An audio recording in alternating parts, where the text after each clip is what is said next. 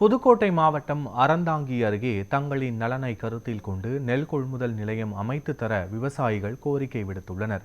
இது தொடர்பான முழுமையான விவரங்களோடு எமது செய்தியாளர் ராஜசேகரன் இணைப்பில் இருக்கிறார்.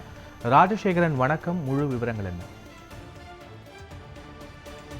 வணக்கம். புதுக்கோட்டை மாவட்டம் அறந்தாங்கி அருகே நாகுடி, வெட்டிவயல், அத்தானி, கண்டிச்சங்காடு உள்ளிட்ட சுற்றுவட்டார பகுதிகளில் பொங்கல் பண்டிகைக்கு இன்னும் ஒரு வார காலமே உள்ள நிலையில் நெல் அறுவடை பணிகள் தற்போது தொடங்கி இந்த பகுதிகளில் தீவிரமாக நடைபெற்று வருகிறது. இந்நிலையில் அறுவடை செய்யும் நெல்மணிகளை பாதுகாக்க முடியாத நிலை உள்ளதாகவும், இடைத்தரகர்கள் விலை குறைவாக வாங்கக்கூடிய நிலை உள்ளதால் தமிழக அரசு விவசாயிகளின் நலனை கருத்தில் கொண்டு தங்கள் பகுதிகளில் அரசு நேரடி நெல் கொள்முதல் நிலையங்களை திறக்க முன்வர வேண்டும் எனவும் விவசாயிகள் கோரிக்கை வைத்துள்ளனர்.